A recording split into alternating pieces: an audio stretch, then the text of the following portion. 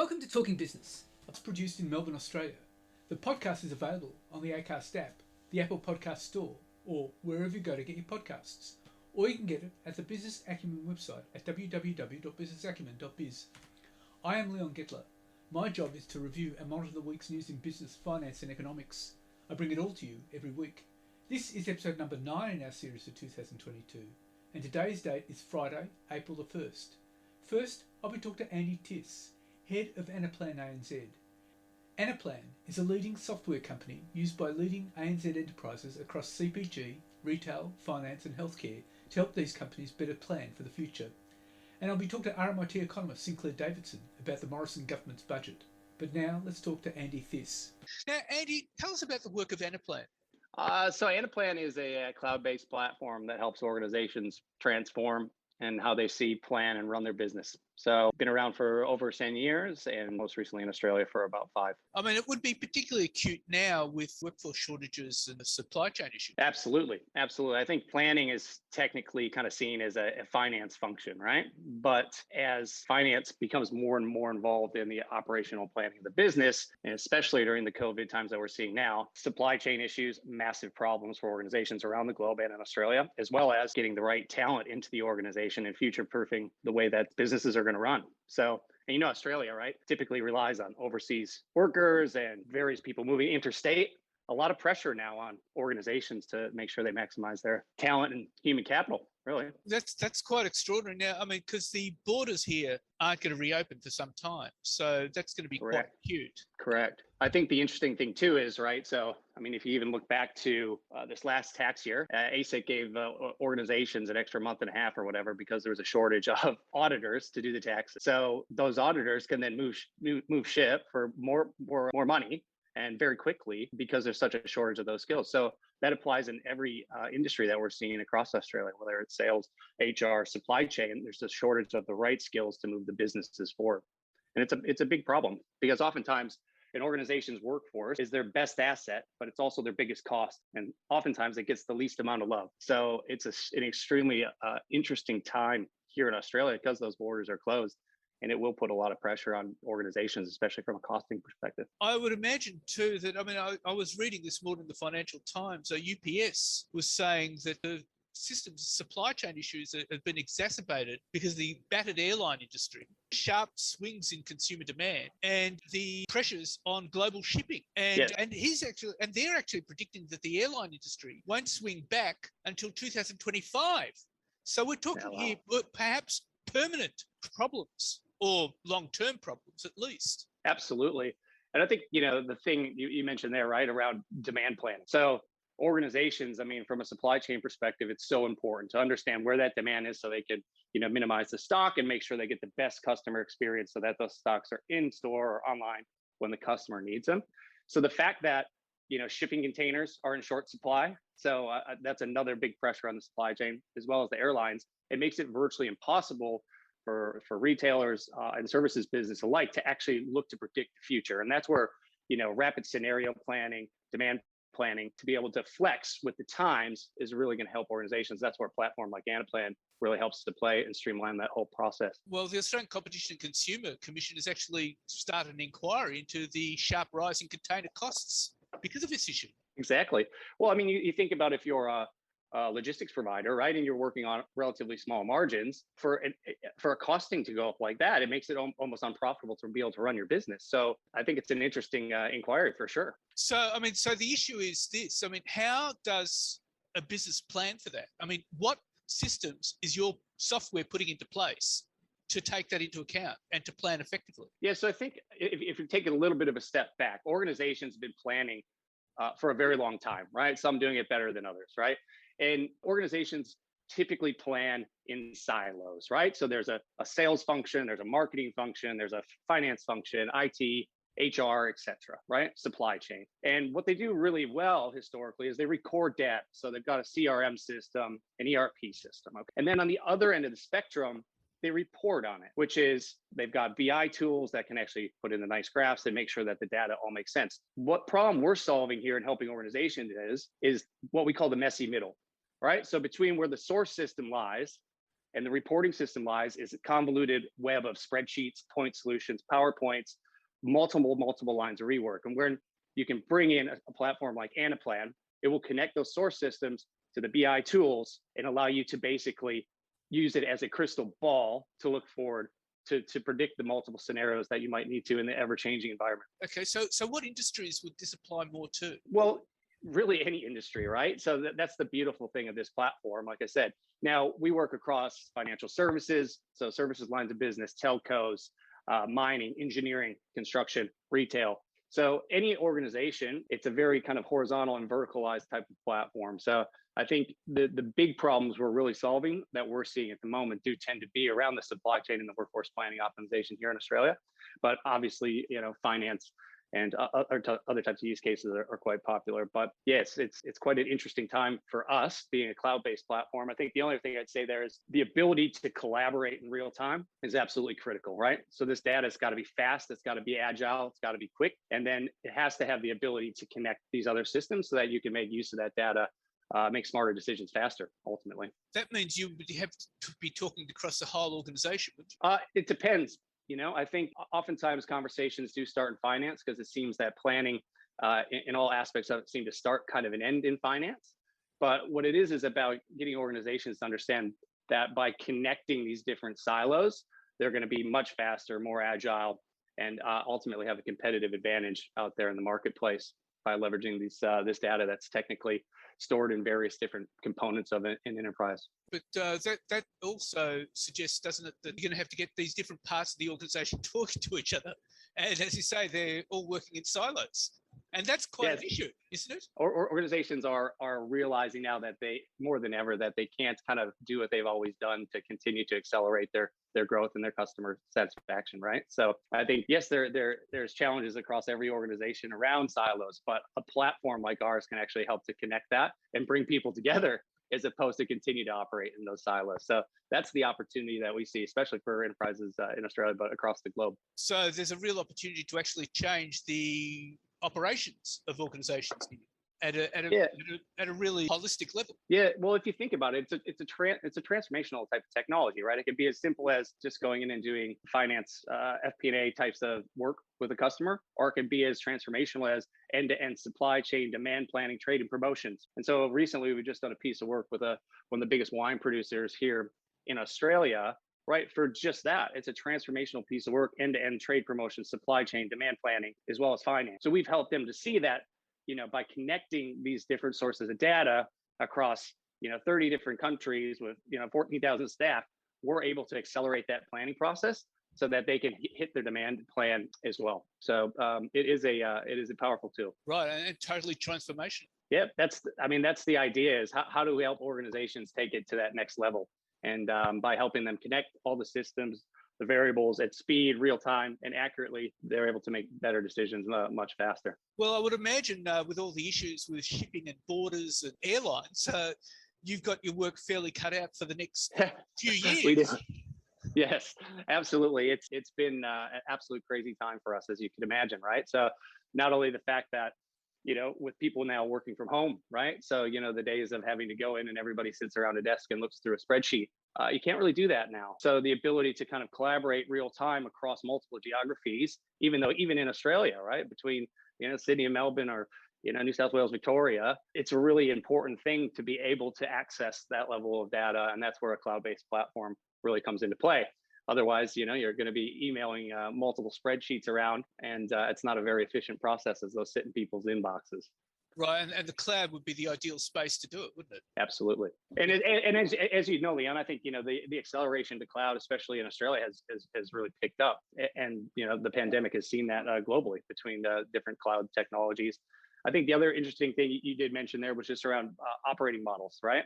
So, for example, think if you're a bank. I don't know the last time I went into a branch to do any banking. And that was even before the pandemic, right? Because the technology is getting to a place where you can do that unless it's kind of mandatory. Now, all of a sudden, people can't go in branches, or we don't know which branches do what. So do we have the right people at those branches? Are we overstaffed? Are we understaffed? But how do we make sure that we have consistency in the quality of the service levels we deliver? Now, being able to run scenario modelings across the performance of various branches then helps you to look at different operating models to say, okay, well, this branch potentially here could go online, or we could discontinue a service here because it's not actually happening. So it allows you to be much more accurate and smart with the decisions that you're making without compromising revenue or customer service, right? And so that's where it does, that transformation starts to evolve into a much, you're looking at different ways of operating and servicing your customers. And that's what's so exciting about it. Well, in a sense, the pandemic and all the pressures that have caused, and this cloud-based software of Anaplan could actually change businesses permanently.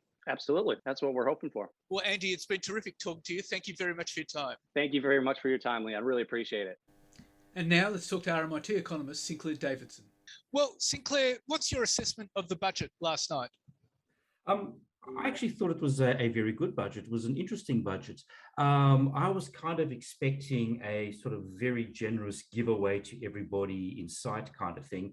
But if you have a look at all the bits and pieces of it, it's a reasonably crafted budget. Of course, it's an election budget because we're about to go into a general election in the next few weeks. But there's no really irresponsible spending that I can actually see. So it's not like the final years of the Howard era where all of a sudden there was just a fire hydrant of money to anybody and everybody onto any sort of dodgy project.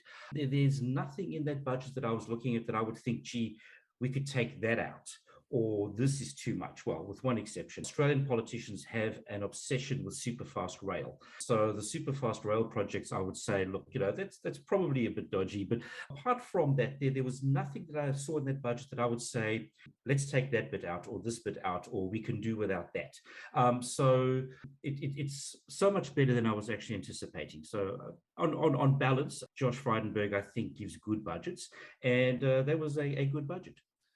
It's interesting because there was lots of election giveaways and targeted and temporary measures, as Josh Frydenberg said, such as the fuel excise cut and the $250 for pensioners, etc. And that was obviously targeted, and that was obviously election budget. But I felt there was no long-term policy changes that actually needed to be done. Like, for example, we could use some work on our tax and transfer system. We could, but bearing in mind, we are going into general election, and budgets are no longer the set and forget sort of policy things that they used to be in the past. So I'm kind of thinking that budget last night was ticking us over, and a lot of the policy development is going to come out in a general election, which is due. I imagine they will call the general election by the end of next week.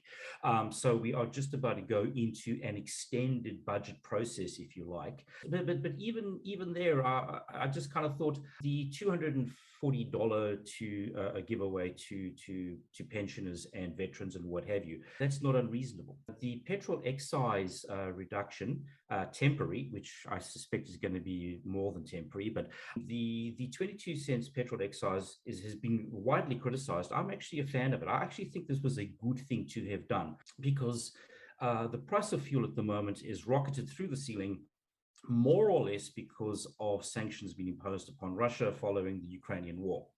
Now, I think it's entirely appropriate that that cost burden be borne by the taxpayer and not by the consumer.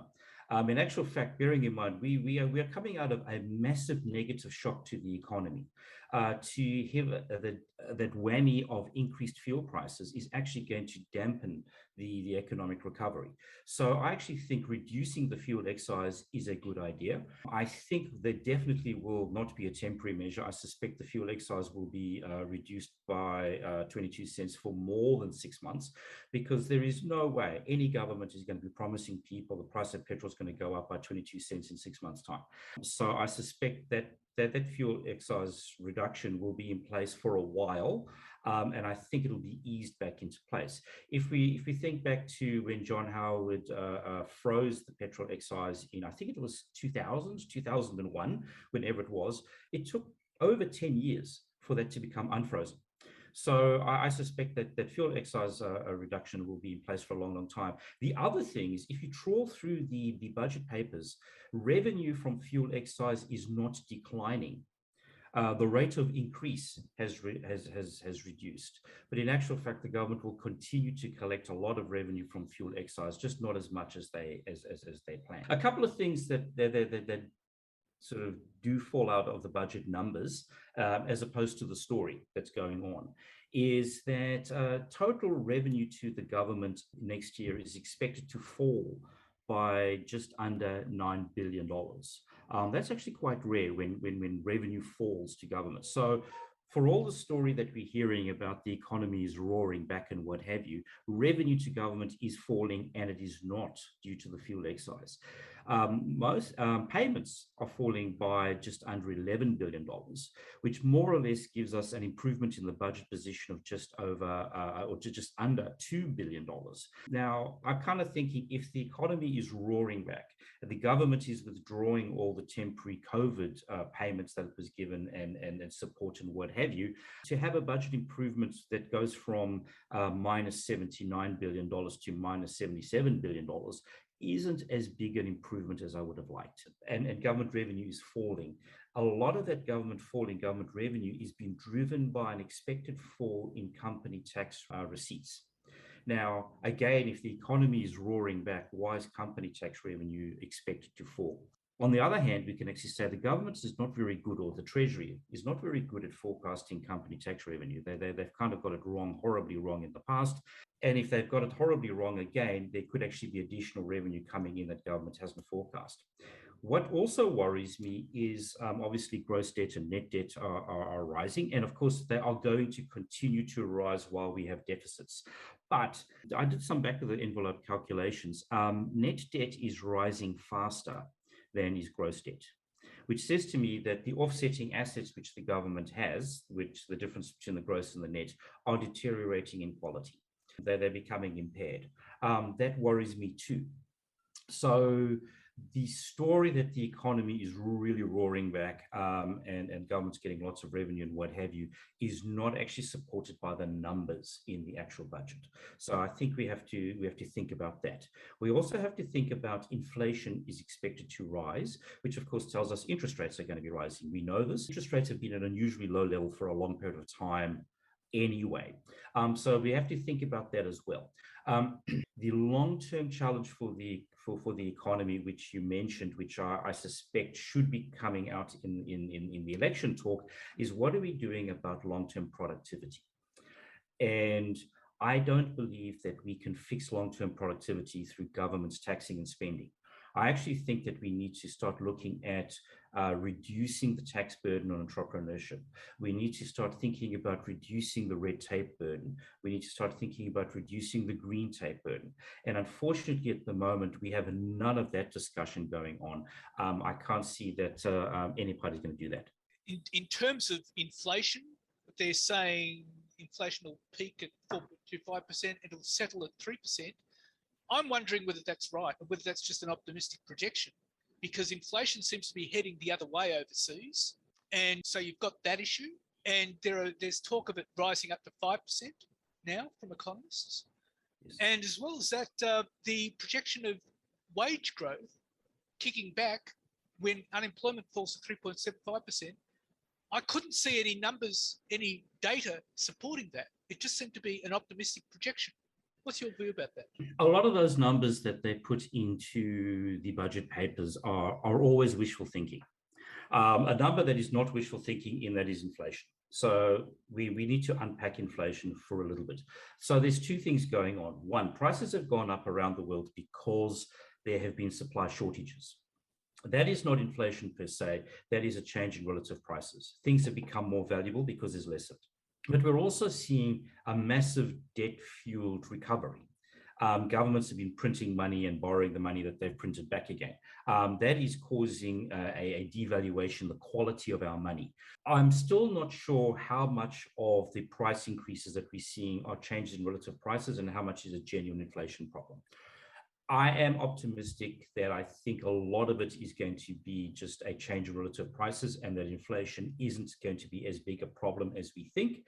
but I could be wrong on that. I'm still seeing very mixed signals coming out of the economy. The challenge, though, there is if you look at that expected wage increase. So unemployment is expected to drop to 3.75%. Now, that is a fantastic number. Everybody who wants a job should be able to get a job. I mean, I kind of think we all agree on that particular principle. So that's a really good number. Whether or not that'll lead to wage increases, I'm not quite sure. We haven't seen real wage increases in the Australian economy for a long, long time. And bearing in mind, politicians talk about it a lot. The fact of the matter is politicians don't set wages.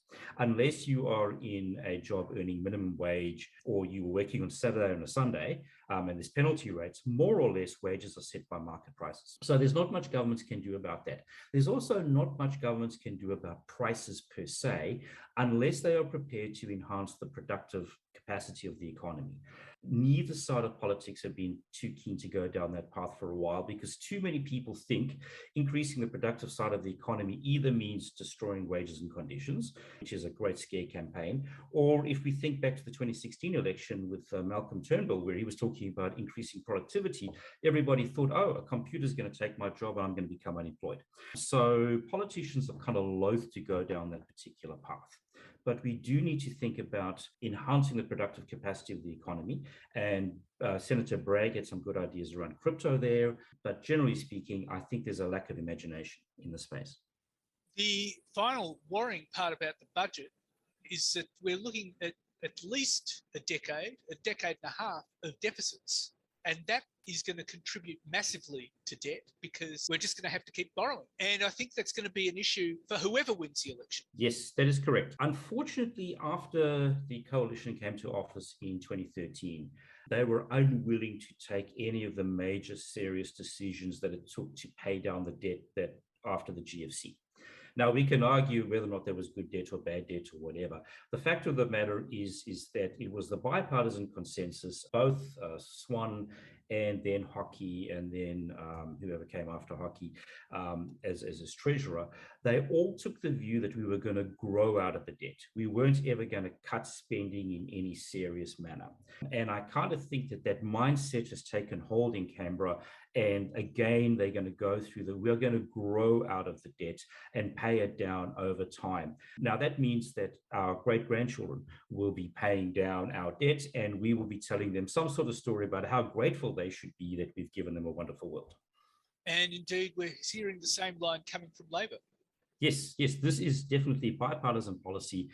We will grow down the debt. Looking at Josh Frydenberg's budget of last night, there is nothing that Labor are going to take out of that. They're just going to add if they want to, or they might tweak here and there, but very much that is a bipartisan budget that we saw last night. Well, Sinclair, it's been a pleasure talking to you, and thank you very much for your insights. Thank you so much. So what's happening in the news? Well, Australia announced a series of spending measures from fuel tax cuts to cash handouts designed to cushion the impact of rising living costs, which Treasurer Josh Frydenberg describes as temporary, targeted and proportionate, and catapult Prime Minister Scott Morrison back into contention for a May election.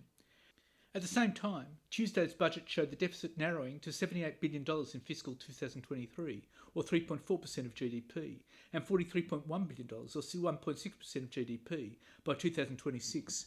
Gross debt will rise to $1.117 trillion in 2024-25, or 44.9% of GDP. Net debt will peak in June 2026 at $864.7 billion, 33.1% of GDP. The government is forecasting we might be getting somewhere close to a balanced budget in 10 years' time, but this will only be after continuing along most of this decade with spending running at more than 26% of GDP, a once-off step from levels closer to 24% before the pandemic, while tax is stubbornly supposed to stay at 23.9% of GDP. In other words, this budget complacently is talking about being comfortable with underlying deficits for the next decade. Australia faces at least another decade and a half of deficits, which it will have to finance by increasing amounts of debt with interest rates on the rise. The budget predicts the jobless rate will fall in the third quarter to 3.75%, driving wages growth above 3% for the first time in a decade. The budget anticipates inflation will peak well below most other advanced economies. It forecasts the consumer price index will hit 4.25% through the year to the June quarter of 2022, before moderating to 3% next financial year. The economy is forecast to expand by a robust 4.5% this financial year, up from the 3.75% tipped in December, to be followed by a healthy 3.5% in 2022-23. All up, the Morrison government has made an audacious bid for re-election, with an $8.6 billion cost of living package that slashes petrol tax by 22 cents per litre for 6 months. The government has halved the 44.2 cents per litre fuel excise for 6 months, at a net cost of the budget of $2.9 billion. The upfront cost of the cut is $5.6 billion, but this is reduced by $2.7 billion in diesel excise rebates the government doesn't have to refund to miners, fishers and farmers. The cut, to be legislated this week, comes into effect 12:01am Wednesday and ends automatically at 11:59pm on September 28th. It hands $250 cheques to 6 million pensioners and welfare recipients. In a naked appeal to voters grappling with the rising cost of living, the government has spent big on these one-off assistance measures, which Mr Frydenberg said were temporary, targeted and responsible, and which he said had been assured by Treasury would not be inflationary. The budget also embellished by $420 per person, the lower middle income tax offset, and an end-of-year rebate for those earning up to $126,000 a year. The bonus means at the end of this financial year, single taxpayers will be eligible for bonuses of $1,500 and couples $3,000. The measure will cost the budget $4.1 billion. Another $1.5 billion will be spent on the $250 cost of living payments to aged pensioners and welfare recipients. The budget provides $18 billion for new road and rail projects around the country, $15 billion for an East Coast submarine base, an upgrade to the Henderson Naval Shipyard in WA and other defence projects around the country, $480 million over 6 years for 1 million households in regional, rural and remote areas for access to high-speed broadband. For small businesses, it provides a $120 tax deduction for every $100 they spend on training employees, and the same deduction for spending on digital technologies, such as cloud computing, cybersecurity or e-invoicing. The government also set aside significant funds to target women, with whom it has struggled since Morrison was accused of mishandling, harassment, sexism allegations in the Parliament. And rising bond yields means a multi-billion-dollar interest bill on Australia's $1 trillion debt will jump by nearly 50% to $26.3 billion over the budget 4-year forward estimates. But the hit could be greater than forecast after the 10-year bond yield surged to 2.9%, rising above the pre-pandemic levels the day before the budget, well above the 2.3% assumed by Treasury out to 2025-26. That puts the 10-year yield about 12 months ahead of even the budget's high-end forecast, in which gross debt lifts above 45% of GDP over the medium term, about 12% higher than expected. And $25 billion worth of residential properties at risk due to increasing storm surges and coastal erosion, new research shows. Coastal property is more at risk than ever after significant development in popular beach towns over the past 30 years and a rise in beachside property values, CoreLogic Coastal Financial Risk Assessment report found.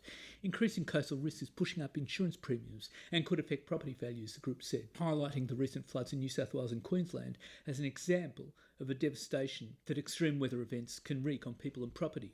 The top 10 suburbs with the most value at risk are spread across the east coast, often in popular residential neighbourhoods or holiday towns with low elevations, high property values and a fast-receiving coastline. Paradise Post on the Gold Coast has $1.467 billion of property at risk due to its canals, the most of any suburb in Australia. About 20% of the suburbs are at high risk, the report said. Cronulla in Sydney's south ranks second with $486.4 million of property at risk, followed by Port Melbourne with $483.8 million. Other at-risk suburbs include Manly and Collaroy in Sydney's south sought-after northern beaches, Melbourne Bayside suburbs Brighton and Aspendale, Runaway Beach on the Gold Coast and Caloundra, and Golden Beach on the Sunshine Coast. The report also looked at coastal retreat rates, warning of gradual coastal erosion, as well as the immediate risk of storm surges.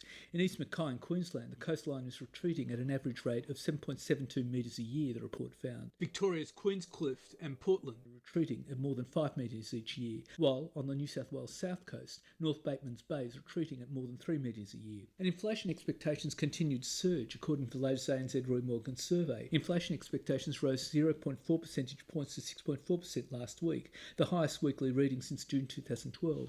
Its 4-week moving average rose 0.3 percentage points to 5.8%. Consumer confidence was virtually unchanged, with a decline of just 0.1%. Among the major states, confidence dropped in Victoria, Queensland and South Australia, while it increased in New South Wales and Western Australia. And households in New South Wales, Victoria, the ACT and Tasmania could be forced to cut their gas use during next year's winter due to an ongoing supply squeeze as production dries up from offshore fields and amid a year-long delay on bringing on volumes from Australia's first LNG import plant. The shock warning means consumers and businesses face a fresh energy security crisis at a time of record petrol prices and broader inflation across the economy and ahead of a May federal election. The Australian Energy Market Operator, which runs the national electricity and gas system, has forecast a risk of gas shortfalls under extreme weather conditions from winter 2023 in New South Wales, Victoria, Tasmania and the ACT, when average consumer demand is 3 times more than summer. And corporate governance experts are predicting further casualties from the Star Entertainment senior ranks and board after Chief Executive Matt Beckier resigned on Monday following damaging revelations about the group's failure to stop money laundering and organised crime risks in its casino in an ongoing inquiry into Sydney Star Casino. Mr Beckier will step down from the board immediately, but his final departure date is yet to be determined. Star Entertainment Group Chairman John O'Neill said Mr Beckier told the board he was resigning because he was accountable for the effectiveness and adequacy of the company's processes, policies, people and culture.